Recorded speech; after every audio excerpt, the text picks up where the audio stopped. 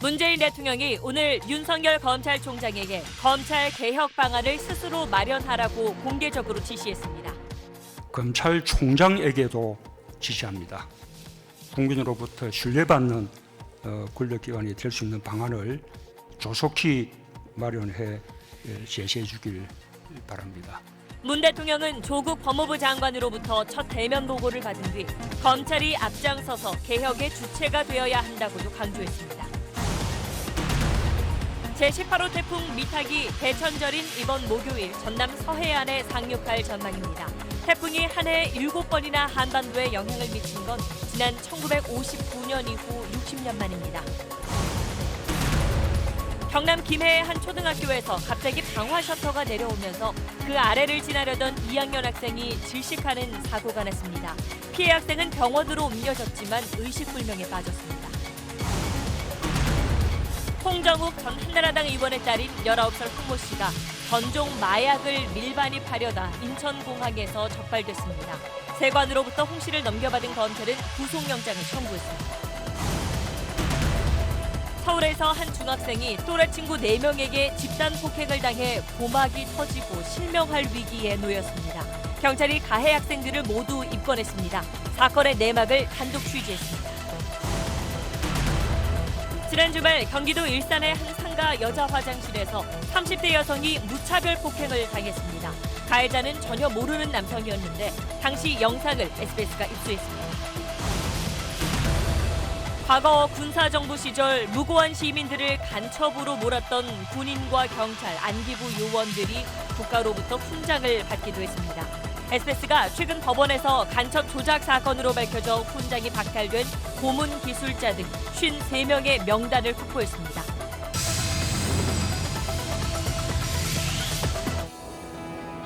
기름 없이 달리는 일상으로 내일을 바꾸는 현대수소 전기차. 여러분 안녕하십니까? 문재인 대통령이 오늘 조국 법무장관으로부터 첫 업무 보고를 받는 자리에서 검찰 개혁을 거듭 주문했습니다. 특히 윤석열 검찰총장에게 지시한다면서 검찰이 국민에게 신뢰받기 위한 방안을 조속히 마련하라고도 했습니다. 지난주 금요일 검찰의 성찰을 요구한 지 사흘 만에 대통령이 더 강도 높은 메시지를 내놓은 겁니다. 먼저 전병남 기자입니다. 청와대는 오늘 낮 조국 법무부 장관의 첫 대통령 업무 보고를 사후 전격 공개했습니다. 문재인 대통령 발언 영상도 함께 제공했는데 국민의 개혁 목소리, 즉 권력기관에 대한 민주적 통제를 받아들여라, 대통령의 검찰 개혁 메시지는 분명했습니다. 검찰 개혁을 요구하는 국민의 목소리에 대해 검찰은 물론 법무부와 대통령도 겸허하게 받아들이고 부족했던 점을 반성해야 할 것입니다. 권력기관일수록 더 강한 민주적 통제를 받아야 합니다. 문 대통령은 법무부와 검찰이 함께 나서라면서도 검찰총장에 대한 지시 형식을 강조하면서 개혁을 주문했습니다. 검찰총장에게도 지시합니다. 국민으로부터 신뢰받는 권력기관이 될 수 있는 방안을 조속히 마련해 제시해 주길 바랍니다. 특히 문 대통령은 검찰권 행사 방식, 수사 관행, 조직 문화를 고쳐야 한다고 특정했습니다. 조 장관 수사 과정에서 제기된 피의사실 공표, 별건 수사, 인권 침해 논란을 거듭 비판한 걸로 해석되는 대목입니다. 청와대 고위 관계자는 대통령 메시지는 윤 총장이 마땅히 해야 할 일을 하라는 취지라고 설명했습니다. 검찰의 성찰을 요구한 지 사흘 만에 비판 수위를 더 높인 겁니다. 현재 검찰을 통제할 수 있는 건 인사권자인 대통령밖에 없는 만큼 촛불 집회를 통해 얻은 민심을 동력으로 검찰 개혁 속도를 높이겠다는 판단으로 보입니다. SBS 전병남입니다. 네, 그럼 바로 청와대에 나가 있는 취재기자를 연결해서 오늘 대통령 발언이 나온 맥락 조금 더 살펴보겠습니다. 자, 김정윤 기자, 사흘 만에 이런 대통령의 검찰 개혁 메시지가 더 분명하게 나온 배경 어떻게 봐야 할까요? 지난주 금요일에 문 대통령이 조국 장관에게 업무 보고를 하라고 지시했다 합니다. 그래서 오늘 대통령 지시는 사흘 전 검찰 성찰하라는 발언의 연장선이라는 게 청와대 설명입니다. 그런데 그 사이 주말 촛불 집회가 있었죠. 예상보다 많은 사람이 모였고 결국 이런 지지층 결집을 동력 삼아서 검찰 개혁을 고리로 이른바 조국 블랙홀에서 벗어나겠다. 그래서 국정 운영 동력을 되살려 보겠다는 구상으로 보입니다. 특히 대통령이 오늘 검찰총장에게 공개적으로 지시한 거, 이 부분도 상당히 이례적인데 그래서 청와대가 검찰에 대한 불만이 상당한 거 아니냐 이런 이야기도 좀 있어요. 대통령도 참모들도 검찰에 대한 직접적인 불만을 공개적으로 밝히지는 않고 있습니다. 다만 이 검찰에 대한 불만이 크다는 징후는 곳곳에서 보입니다. 오늘 국회 대정부 질문에서 윤석열 검찰총장이 조국 장관 임명 전에 임명에 반대하면서 사의를 밝힌 것 아니냐는 질문도 나왔는데 청와대는 확인해 줄 수 없다고 했지만 복수의 여권 관계자는 자신도 같은 얘기를 들었고 당시 대통령이 크게 불쾌해한 걸로 안다고 말하기도 했습니다.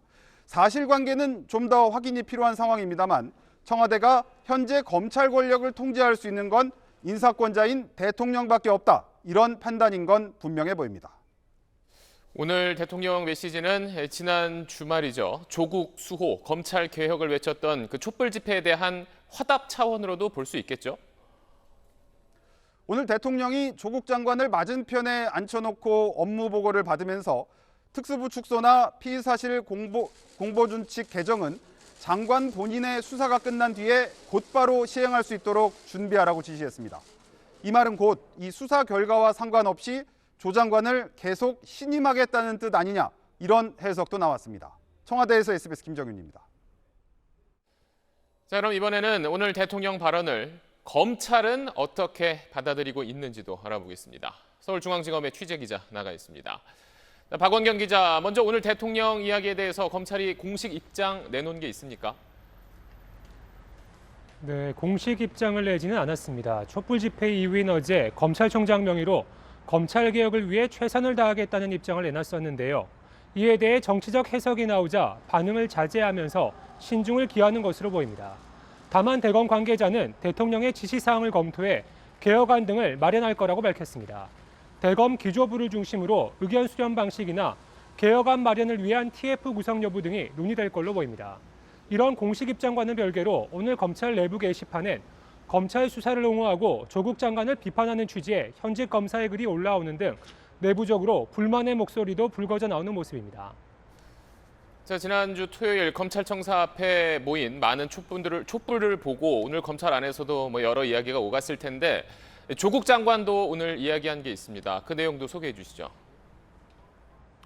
네, 오늘 오후 법무부 청사에서 2기 법무검찰개혁위원회 출범식이 있었습니다. 이 자리에 참석한 조국 장관이 지난주 촛불 집회에 대해 언급했는데요. 직접 들어보시죠. 지난 토요일 수많은 국민이 검찰개혁을 요구하며 광장에 모여 촛불을 들었습니다. 국민들은 검찰개혁을 요구하면서 이 나라의 주인이 누구인지 다시 묻고 있으며 선출되지 않은 권력에 대한 견제를 요구하고 계십니다. 네, 오전 대통령의 지시에 이어 오후에는 법무부 장관이 검찰개혁의 필요성을 강조한 건데요. 수사와는 별개로 검찰개혁을 적극적으로 추진하겠다는 의지를 분명히 한 겁니다. 개혁위 위원장에는 민변 출신 김남준 변호사가 임명이 됐고요. 사법농단 사태를 처음으로 알렸던 이탄희 전 판사 등이 위원으로 참여했는데 개혁위는 오늘 첫 번째 회의를 마치고 검찰의 직접 수사 축소 등을 법무부에 권고했습니다. 지금까지 서울중앙지검에서 전해드렸습니다. 자, 청와대, 법무부에 이어서 여당 역시 검찰개혁의 목소리를 더 높였습니다. 민주당 안에 특별위원회를 만들고 또 이번 국정감사의 주제는 검찰개혁이라고 강조했습니다. 구체적으로는 검찰의 수사 관행을 고치겠다, 또 검찰의 특수부를 줄이겠다 이런 방안들이 나오고 있습니다. 이 내용은 권지훈 기자가 취재했습니다. 해내자 검찰개혁! 해내자 검찰개혁! 검찰청사 앞 촛불 집회 이후 여당은 검찰개혁 총력전에 나섰습니다. 이번 국감의 주제는 다른 그 무엇도 아닌 검찰개혁이라고 했고 제일 좋은 국감은 검찰개혁 국감이다. 당대표 지시로 전날 검찰개혁 특위까지 구성하면서 전방위 개혁에 착수했습니다. 예상했던 것보다 훨씬 많은 시민들이 모여서 검찰개혁을 외쳤습니다. 법률 이해의 방법을 할 수 있는 검찰개혁 방안을 검찰이 잘못된 행동을 기초부터 바꿔내도록 촛불 집회를 동력 삼아 국회 계류 중인 검경 수사권 조정안과 별개로 법 개정 없이 가능한 개혁부터 착수하겠다는 겁니다.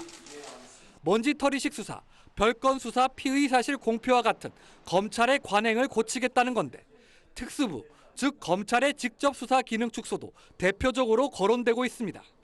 조국 장관 수사 이후 여권에선 특수부 수사 비판 목소리가 커졌지만 지난해 정부가 발표한 검찰 개혁안에선 공직자 범죄 등 검찰의 직접 수사 기능은 그대로 뒀습니다.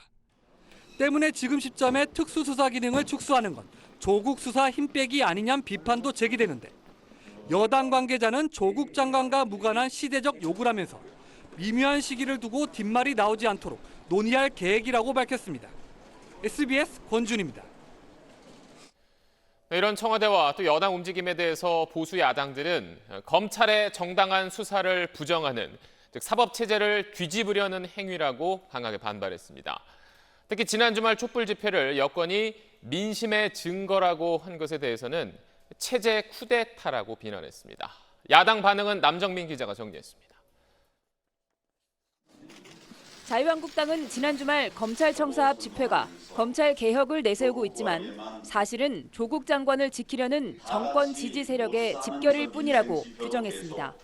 친문 세력이 주도한 검찰청 앞 집회가 열렸습니다. 수사하는 검찰을 겁박하는 것입니다. 참으로 어처구니 없는 일입니다. 검찰의 성찰을 요구한 문 대통령 발언이 집회 전날 있었던 점을 지적하며 홍위병을 앞세운 집권 세력의 체제 쿠데타라고 격하게 비난했습니다.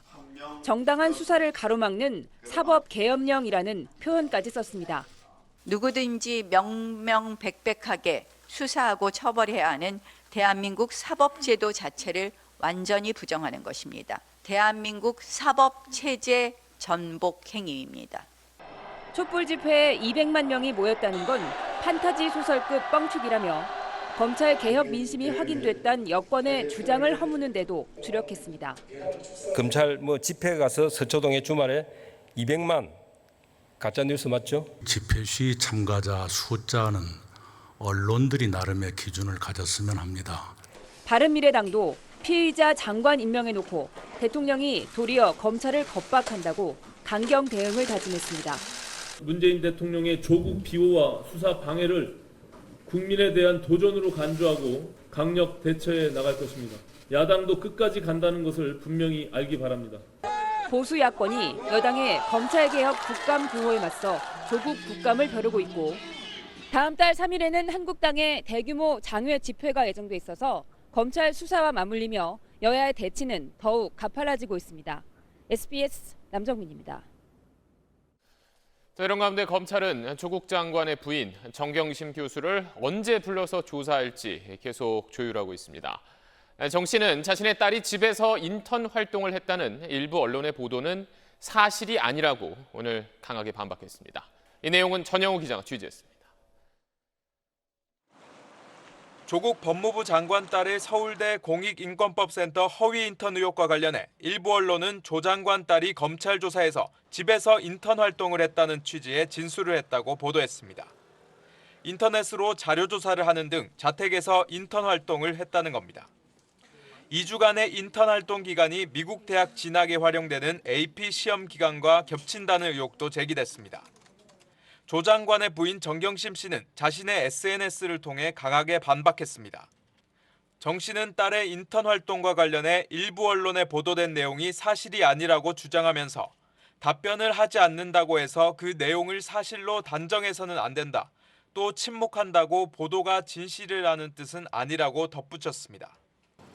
검찰은 정경심 씨 측과 소환 일정을 막판 조율 중인 것으로 알려졌습니다. 사모펀드 핵심 관계자인 조 장관의 오촌 조카가 구속기한 만료로 이번 주 목요일 기소될 예정이어서 그 전에 정 씨 조사가 필요한 만큼 이르면 내일 정 씨가 소환될 가능성도 있습니다. 검찰은 앞서 정 씨가 공직자가 아니라서 소환 일정을 사전에 공개하지 않겠다고 밝혔습니다. SBS 전영우입니다. 천주교와 개신교, 불교, 그리고 원불교 이렇게 4대 종단 성직자들이 오늘 기자회견을 열고 성직자 4천여 명이 서명한 검찰개혁 촉구 선언문을 발표했습니다.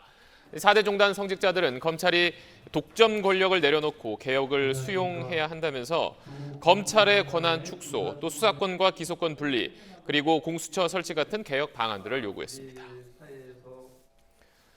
다음 소식입니다. 이제 내일이면 10월인데 태풍이 또 올라오고 있습니다. 최고 시속 160km의 강한 바람과 비구름을 동반한 18호 태풍 미탁이 우리나라 쪽으로 다가오고 있습니다. 개천절인 이번 주 목요일에 상륙해서 한반도를 지나갈 걸로 보입니다.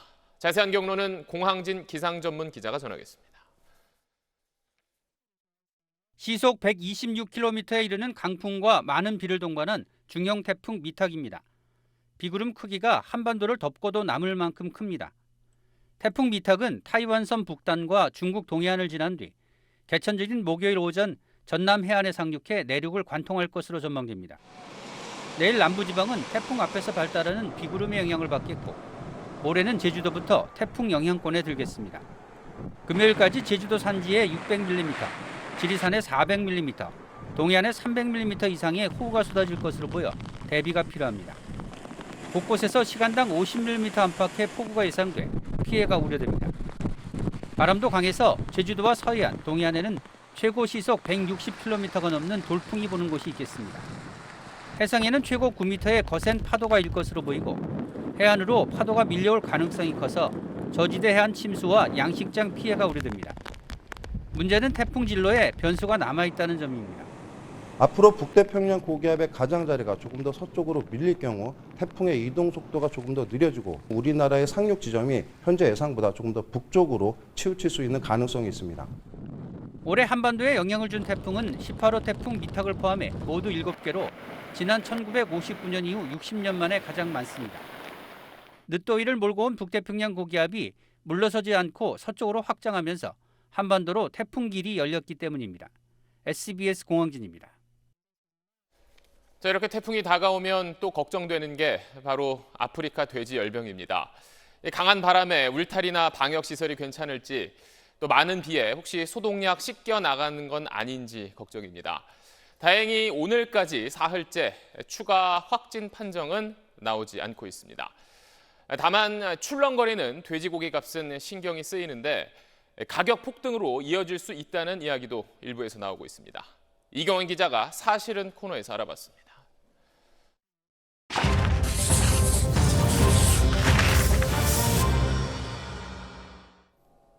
돼지고기 가격 심상치 않은 건 사실입니다.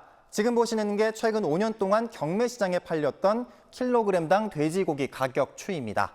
일종의 도매 가격입니다. 월별 평균을 내봤는데 이번 달 5,000원을 넘었습니다. 올 들어 가장 높습니다. 이번 달 것만 확대해서 보겠습니다. 돼지열병 발병 다음 날인 18일 6,200원까지 올라갑니다. 최근 3년 동안 최고치입니다. 안 그래도 중국에 돼지열병이 퍼져서 전 세계 돼지고기 값이 오르고 있다는 얘기가 나오는데 불안감 커지는 거 당연합니다. 다시 5년 추이 그래프로 돌아가 보죠.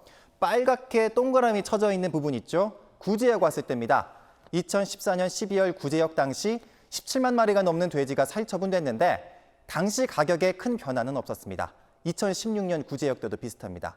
구제역 끝나고 오르긴 했는데 한국농촌연구원 자료를 보니까요. 구제역보다는 고기 먹고 다이어트하는 고지방 다이어트 열풍, 캠핑 문화 확산, 이게 더 변수였다고 봤습니다. 이번 돼지 가격 상승도요. 순간적으로 도축이 줄어든 영향도 있지만 돼지 가격 오를까 봐 도매상이 덜 팔고 소매상은 더 사들이는 식의 불안 심리가 작용했다는 분석도 있습니다. 물론 상황이 더 심각해지면 가격 뛰는 거 당연합니다. 2010년 사상 최악의 구제역 때 330만 마리가 살처분됐는데 가격이 2달 새 2배 넘게 올라서 킬로그램당 7,000원을 넘기도 했습니다. 결국 돼지고기 값의 관건은 우리나라 돼지 20%가 넘게 있는 충청남도를 지킬 수 있느냐 여부가 될 전망입니다. SBS 이경원입니다. 네, 일본군 위안부는 성매매의 하나였다. 이런 입에 담기도 힘든 말을 학생들에게 했던 류석춘 교수가 그 강의에서 공식적으로 빠지게 됐습니다. 연세대는 그 수업에 대체 강사를 투입하고 최종 징계 수위를 곧 결정할 방침입니다. 정준호 기자가 취재했습니다.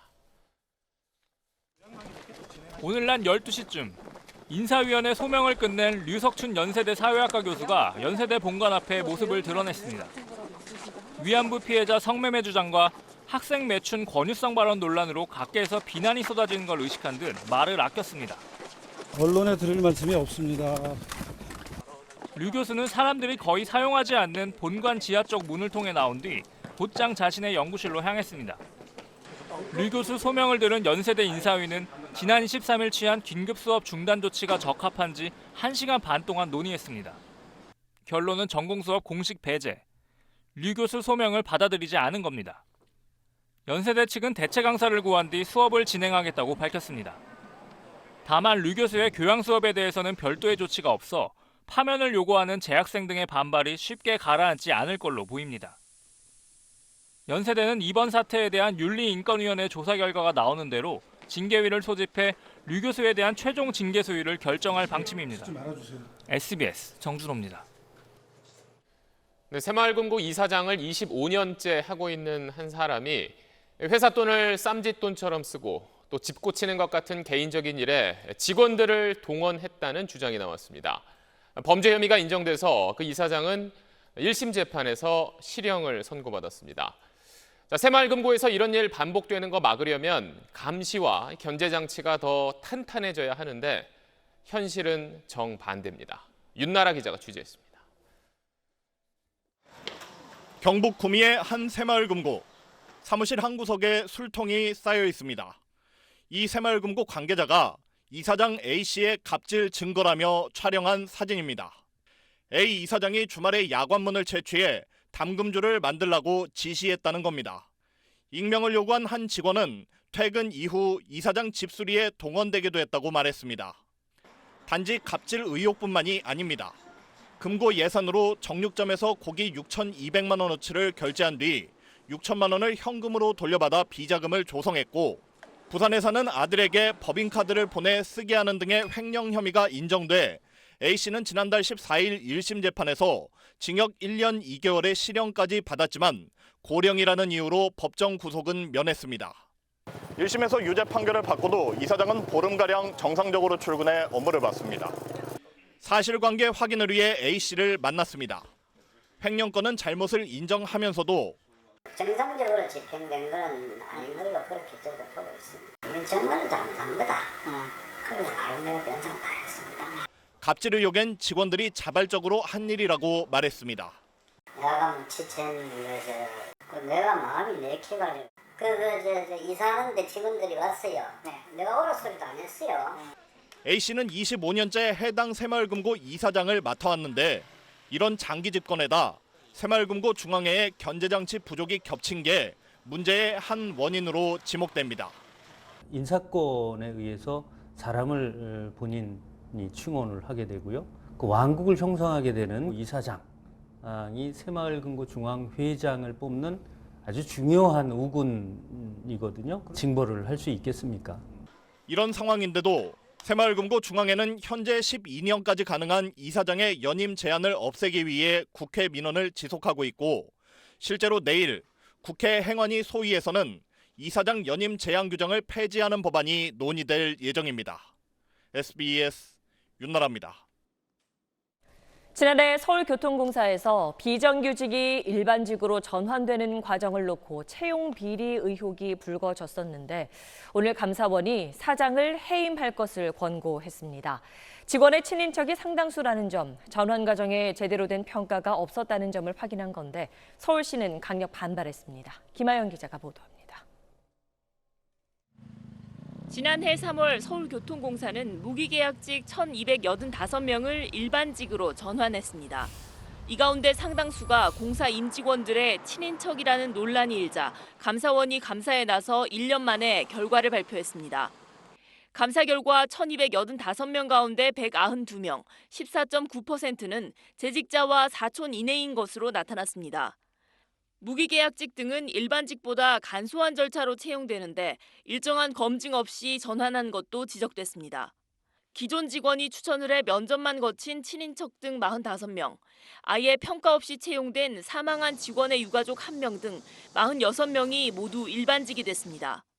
지난해 교통공사의 일반직 공채 경쟁률은 66.2대 1을 기록했습니다.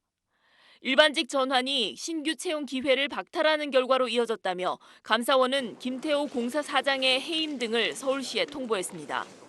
이에 대해 서울시는 무기계약직의 경우 이미 검증을 거친 공사의 직원인 만큼 일반직 전환의 별도 검증은 불필요하다는 입장입니다.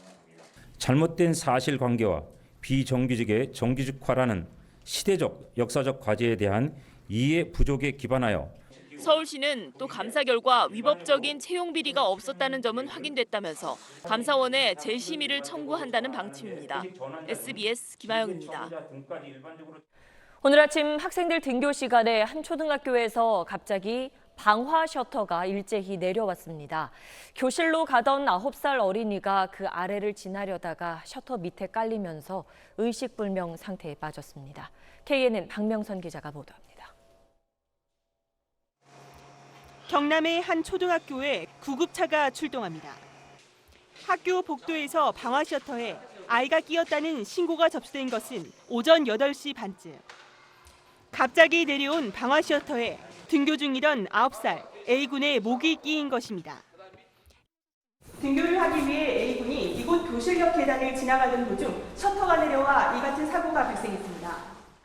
바닥 가까이 내려온 방화 셔터를 엎드려 통과하려다 어깨에 맨 가방이 걸리면서 A군이 빠져나가지 못한 것입니다. 셔터가 머리 쭉 내려왔을 때 멈칫 하다가 밑으로 해서 내려가려고 들어갔습니다. 그 들어갈 때 셔터가 계속 내려와서 피해자가 메고 있는 가방에 걸렸습니다. 출동한 소방대원에 의해 A군은 병원에 옮겨졌지만 현재 의식불명 상태입니다. 학교 측은 사고 당시 행정실 직원이 방화문 계기판이 정상 작동하지 않아 수동 전환한 채 계기판을 점검하려다 사고가 발생했다고 밝혔습니다. 대체력이다 보니까 소방 구축에 대한 명확한 지식이 없었겠죠, 분명히. 그래서 그 매뉴얼 따라 그걸 눌리다 보니까 이제 오작동을 일으켰는지 12개, 학교 전체 12개의 방화 셔터가 있습니다. 그 셔터가 전부 다 내려온 거죠. 경찰은 학교 행정실 직원의 과실 또는 기계적 결함 여부 등 정확한 사고 원인을 조사하고 있습니다. KNN 박명선입니다. 홍정욱 전 한나라당 의원의 19살 딸이 미국에서 신종 마약을 몰래 갖고 들어오려다 공항에서 붙잡혔습니다. 검찰은 곧장 홍 씨를 체포해 구속영장을 청구했는데 법원에서 기각됐습니다. 고정현 기자입니다. 커다란 여행용 가방을 들고 인천 구치소를 나오는 여성이 구치소 입구에서 모자와 마스크를 눌렀습니다. 이내 취재진을 피해 도망치듯 황급히 차에 오릅니다. 마약 투약 혐의 인정하십니까? 액상대박 카트리지 어디서 구입하셨나요?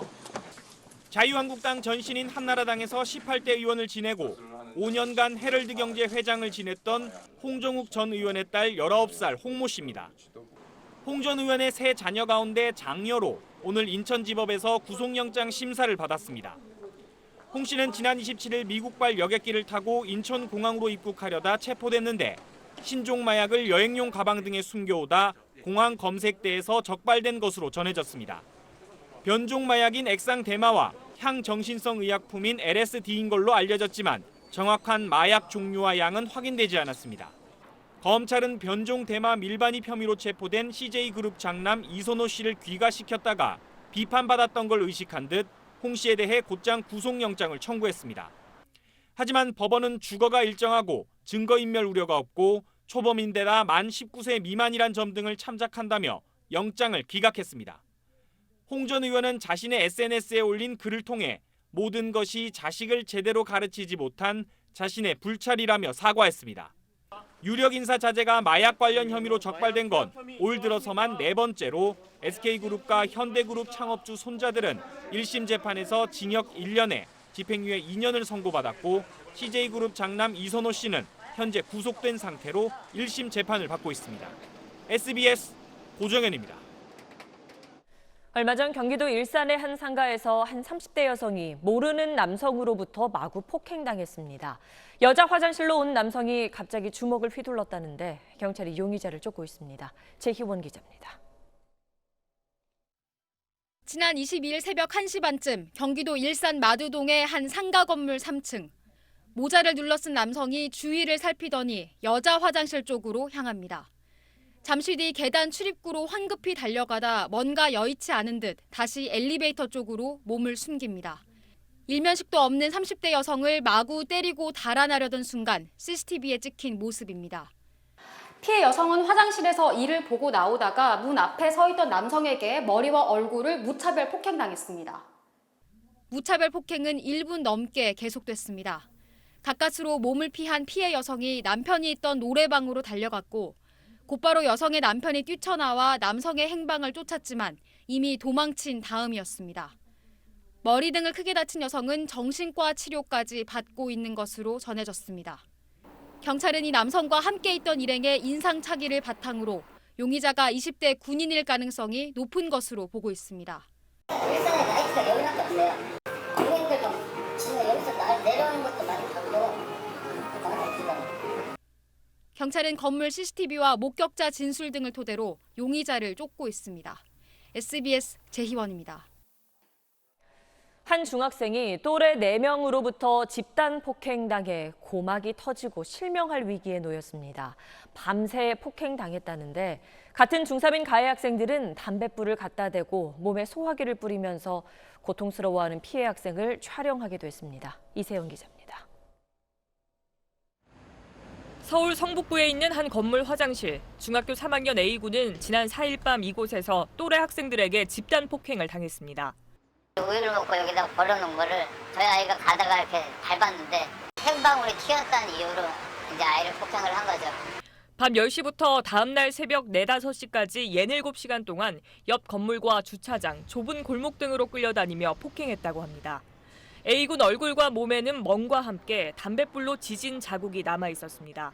이제 운동화 끈으로 팔을 다 묶어놓고 의자 같은 데 앉혀놓고 고문을 하겠다고 하면서 고통스러워하니까 계속 핸드폰을 들고 자기를 찍었다고 하더라고요. 가해 학생들은 소화기를 뿌리기까지 했는데 이 때문에 A군은 고막이 터지고 실명 위기에 처했습니다. 지난 7월에도 폭행당한 적이 있었지만 보복이 두려워 참아야만 했다고 합니다. 때리면서 그랬다더라고요. 이거 경찰에 신고해봤자 금방 나와. 그럼 나오면 죽여버릴 거라고. 가해 학생들은 아직 제대로 사과조차 하지 않았다고 피해자 측은 말합니다. 오히려 A군이 학교에도 가지 못한 채 전학을 고민하는 상태입니다. 경찰은 가해자 4명을 상해 혐의로 입건했습니다. 이들은 서로 다른 학교 학생들로 경찰은 또 다른 피해자가 있는지 조사하고 있습니다. 피해 학생과 가해 학생들이 다니는 학교 4곳은 오늘 오후 공동폭력자치대책위원회를 열어 징계 수위를 논의했는데 최종 결과는 내일 나올 예정입니다. SBS 이세영입니다. 전 남편을 숨지게 한 혐의로 구속 기소된 고유정이 재판에서 처음으로 입을 열었습니다. 전 남편의 성폭행에 대항하는 과정에서 우발적으로 일어난 일이라며 기존 주장을 되풀이했고 저지르지 않은 죄로 처벌받긴 싫다는 말을 했습니다. JIBS 하창훈 기자입니다. 재판을 위해 나타난 고유정은 머리카락으로 얼굴을 가렸던 예전 모습 그대로였습니다. 하지만 법정에선 사뭇 달랐습니다. 얼굴을 들고 들어서고 재판 과정에선 종종 머리를 쓸어넘기기도 했습니다. 고유정은 사건 당시의 상황도 직접 증언했습니다. 사건 당일 전 남편의 성폭행에 대항하는 과정에서 우연히 칼이 손에 잡히자 힘껏 찔렀다고 진술했습니다. 또 이런 사실을 깊이 뉘우치고 있지만 저지르지 않은 계획 범행으로는 처벌받고 싶지 않다고 말했습니다. 증인 신문 과정도 이에 초점이 맞춰졌습니다. 피고인은 가장 사건을 경험한 사람으로서 진술하신 거니까 피고인의 입장에서 한번 생각해 보시기 바랍니다. 그러나 검찰은 고유정의 진술은 각색된 것이라며 반박했습니다. 고유정이 검찰이 제출한 현장 혈흔 분석 결과에 맞춰 동선을 짜맞췄다는 것입니다. 또 추가 조사를 통해 어떤 부분이 허위 진술인지 밝혀내겠다고 말했습니다. 제출된 증거를 맞추어 보고 진술한 것이라고 생각이 된다. 이런 의견을 밝히기도 했습니다. 재판부가 정한 다음 공판은 2주 뒤. 다음 공판에선 고유정 몸에 난 상처가 어떤 과정에서 난 건지에 대한 증인 신문이 이루어질 예정입니다. JIBS 하창훈입니다. 부산 광안리의 한 공중 화장실에서 유독가스 황화수소에 노출돼 2달 동안 의식불명 상태였던 여고생이 끝내 숨졌습니다. KNN 강소라 기자가 보도합니다. 한 공중 화장실에 여고생이 들어가 한참 동안 나오지 않습니다. 일행이 쓰러진 여고생을 끌어내 심폐소생술을 합니다. 오수 처리 시설의 유독가스가 화장실 바닥 구멍을 통해 유입된 겁니다. 19살 A양은 2달 동안 치료를 받았지만 황화수소에 의한 뇌손상으로 끝내 숨졌습니다. 아무도 몰라요. 응급실에서 얼마나 아파갔는지 아무도 몰라요. 저밖에 몰라요. 하루 30분 보는 수밖에. 기준치 60배가 넘는 황화수소가 유출된 오수 처리 시설이 바로 화장실 옆에 붙어 있는데요. 현재 사고가 났던 화장실은 완전히 폐쇄된 상태입니다. 사고 이후 부산시는 뒤늦게 공중화장실 실태 파악과 대책 마련에 나섰습니다. 오수를 바로 내보내는 관로를 설치해 유독가스가 배출되는 자체 정화시설을 없애기로 한 겁니다. 분리식 하수 광고로 공중화장실에서 발생되는 오수를 전량 유입해서 바로 하수처리장으로 처리가 될 수 있도록 지금 용역을 진행 중이고 그 용역 결과에 따라서 하지만 내년도에 예산을 확보하고 자체 정화시설이 필요 없는 관로 공사를 하기까지는 적어도 수년이 걸립니다. 결국 관할 오수 처리 시설에 대한 지자체의 관리 감독이 중요한 상황입니다. 한편 경찰은 업무상 과실치사 혐의로 수영구청과 회센터 관계자들을 불구속 기소 의견으로 검찰에 송치했습니다. KNN 강소라입니다. 다음 소식입니다. 무고한 사람들을 고문하고 또 간첩으로 몰아서 훈장까지 받았다 취소된 사람들이 있습니다. 그런데 정부 방침과는 다르게 그들이 누군지 공개되지 않고 있고 심지어 훈장도 제대로 반납하지 않고 있습니다. 이게 어떻게 된 일인지 원종진 기자 그리고 김민정 기자가 차례로 전해드리겠습니다.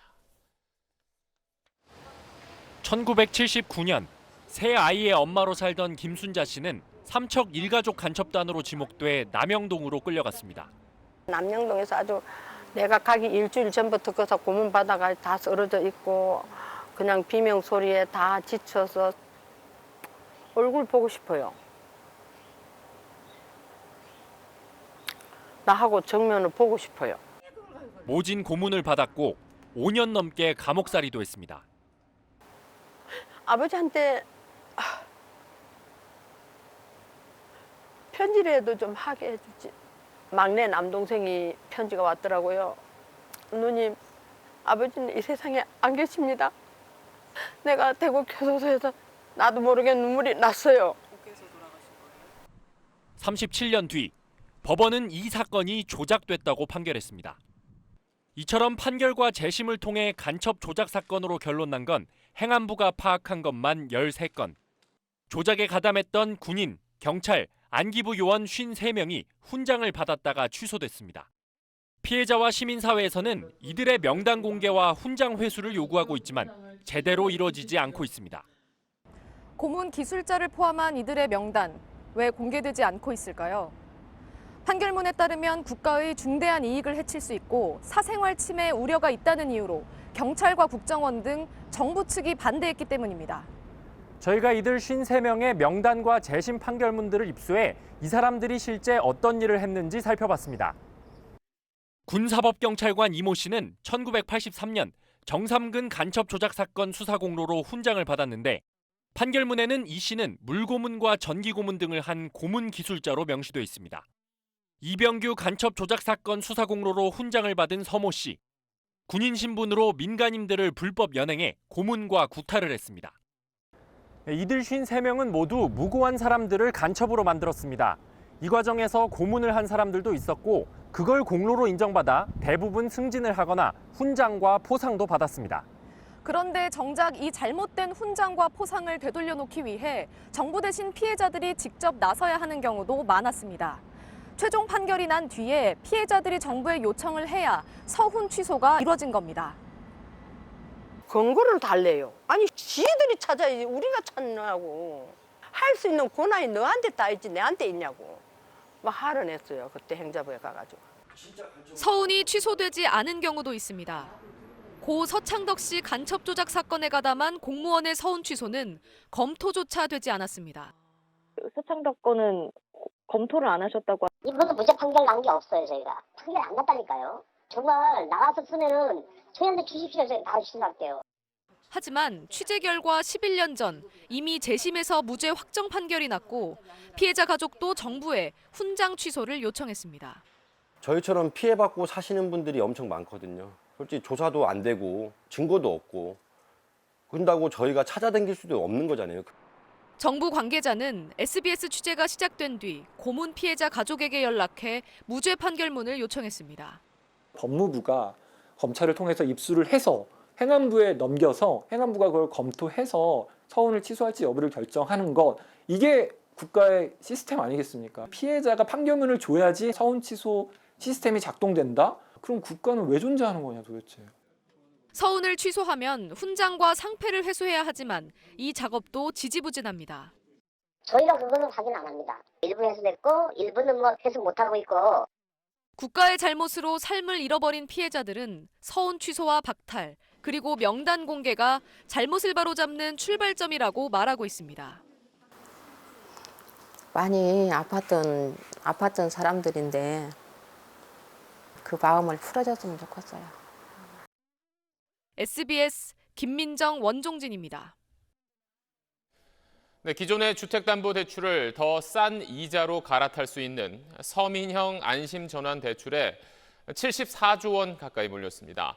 총액이 20조 원이라서 집값이 낮은 사람부터 대출을 받을 수가 있는데 한 2억 8천만 원 정도가 커트라인이 될 것 같습니다. 자세한 내용 한승구 기자가 전하겠습니다.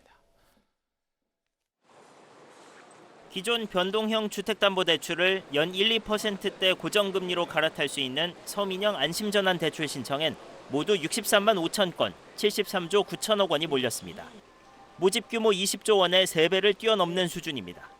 변동금리 있다 보니까는 신청 당시 때보다 너무 많이 올라서 거의 4% 중반까지 오른 거예요, 금리가. 이게 상품이 나와서 바로 신청하게 됐어요. 신청자들의 담보주택은 평균 약 2억 8천만 원, 부부 합산 소득은 평균 4,759만 원이었습니다. 대상자는 담보주택 값이 낮은 순으로 정해집니다. 자격 요건이 안 맞거나 중간에 포기하는 사람도 있다는 걸 감안하면 대상자의 주택 상한 가격은 2억 1천만 원에서 2억 8천만 원 사이가 될 것으로 보입니다. 약 27만 명의 차주께서는 1인당 평균 매년 75만 원씩 이자를 줄일 수 있게 되어 전체적으로는 연간 2천억 원 수준의 이자 부담 경감 효과가 있을 것으로. 안심전환 대출은 변동금리 적용이 많은 가계 대출의 안정적 관리를 위해 시행됐지만 신청 과정에서 타인 정보가 노출되거나 기존 고정금리 대출자와의 형평성 문제가 제기되는 등 논란도 많았습니다. 부동산 시장을 잡겠다며 신규 대출은 규제하는 상황에서 기존 대출자들에게 혜택이 돌아가는 데 대한 무주택자들의 불만도 여전합니다. 정부는 안심전환 대출을 추가로 공급할 계획이 현재로선 없으며 대신 서민주택 실수요자를 위한 상품 개발, 제도 개선 등에 나서겠다고 밝혔습니다. SBS 한승우입니다. 일본 정부가 수출 규제 대상인 반도체 디스플레이 필수 소재 가운데 최근 2건을 수출 승인한 것으로 확인됐습니다. 석 달 전에 예고 없이 시작된 수출 규제 이후 총 5건 허가가 나온 건데 찔끔찔끔 내주는 수출 승인은 뭘 의도한 건지 박찬근 기자가 보도합니다. 일본 경제산업성은 지난 19일과 27일 두 차례에 걸쳐 각각 플루오린 폴리이미드와 EUV용 포토레지스트의 수출을 승인한 걸로 확인됐습니다. 두 건 모두 우리 정부가 일본을 WTO에 제소한 지난 11일 이후 이뤄졌는데 특히 휘어지는 디스플레이를 만드는 데 쓰이는 플루오린 폴리이미드는 규제 이후 2달 반 만에 처음 수출 허가가 났습니다. 수출 심사 시한인 90일 안에 3개 품목의 허가 사례를 남겨 자국 조치에 문제가 없다는 명분을 쌓으려는 의도로 풀이됩니다. 한국에 어떤 피해를 끼친 게 없다라는 거를 조금 이제 입증을 해야 되기 때문에 아마 일본도 이 사태를 좀 관리를 한다는 차원에서 아마 당분간 수출 허가를 계속 해주지 않을까라는 생각을 합니다. 지난 석 달 동안 반도체와 디스플레이 3개 소재의 수출 승인은 모두 5건입니다. 하지만 이렇듯 시간을 끌면서 보여주기식으로 허가가 나는 데다 관련 서류를 보완하라며 기업에 되돌려 보내면 90일인 수출 심사 시한이 한없이 길어질 수도 있습니다. 우리 정부는 일본 정부가 공언한 수출 심사 기한인 90일이 끝나는 10월 초를 사태의 중요한 고비로 보고 내일 현재 상황에 대한 브리핑을 가질 예정입니다. SBS 박찬근입니다. 남성 직장인이 사용하는 배우자 출산 휴가 기간이 현재 유급 3일에서 내일부터는 10일로 늘어납니다. 출산일로부터 30일 이내인 출산휴가 청구 기간도 90일 이내로 바뀝니다. 이와 함께 만 8살 이하 자녀를 둔 노동자는 최대 2년까지 근로시간을 단축해 일할 수 있게